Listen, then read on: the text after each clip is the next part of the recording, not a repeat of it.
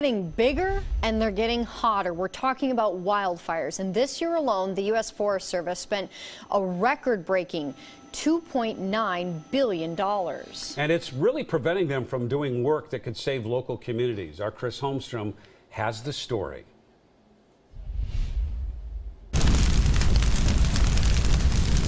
The Eagle Creek fire tearing through the Columbia River Gorge. The fire so active, strong winds carried an ember across the river, starting a new one. And I tell you what, it was overwhelming. It's like walking into hell. Both fires burning nearly 50,000 acres. This is Dotson. The fire got really close to my house. The only thing separating my house from the fire was this road. Literally the only thing. This whole hillside just lit up. It was just right on top of us. A frightening thought for Mary Pate and her family. That fire jumped in a matter of hours from a 1 to a 3 and time to get out. She returned home nearly 2 weeks later. I was pretty shocked at how much it burned. You know, looks nothing like it did before. You couldn't see through this at all. There's so many blackberries and small trees and whatnot out here. But her home was still there. Other neighbors not so lucky. Every year we can't just keep saying we've never seen conditions like that. Jim Pena is the regional forester for the U.S. Forest Service. We have to be able to change our approach to the fire conditions that we're seeing. Fire conditions he calls concerning and unpredictable. It was a combination of the weather, the location, and burning conditions. Those conditions creating larger, more intense fires. In fact, take a look. In 2010, in the Pacific Northwest, more than 165,000 acres burned. By 2017, more than 1 million acres were burned. The challenges that I'm seeing right now relate to our ability to reduce the stand density and the fuel loading. Especially in areas that are most at risk. This example taken in the Deschutes National Forest. Pena also wants to put more resources into helping communities become fire safe. Prevention work that lawmakers say could have saved lives. Sheriff's Office!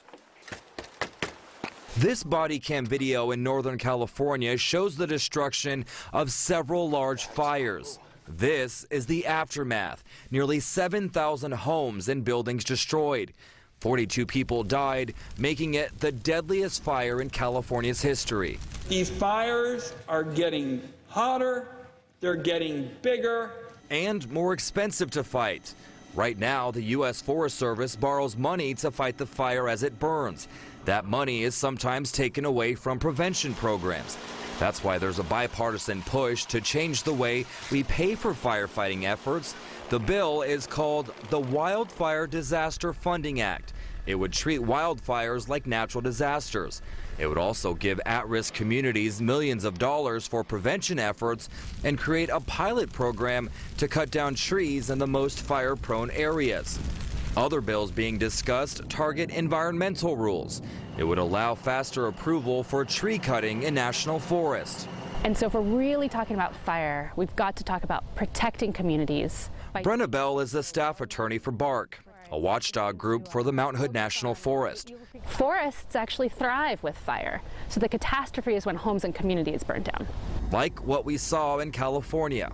The thrust in Washington is from the wildlands in, so they want to log big trees in the backcountry, saying we need to stop the fire before it spreads to the community, which is statistically proven to not work. Instead, she wants the focus to be from the communities out, like building fire breaks, helping people thin around their homes, and giving people the option to put in metal roofs. But Bell says if you're living in the forest, there's always going to be risks. For Mary, it's a risk worth taking, but she's hopeful that extra work in the forest would help. There's still a lot of fuel left out here. A lot of stuff that needs to be taken care of, a lot of hazard trees that need to be taken out. But that's just the start of it. There needs to be so much more work done out here. Reporting in the Columbia River Gorge, I'm Chris Holmstrom. And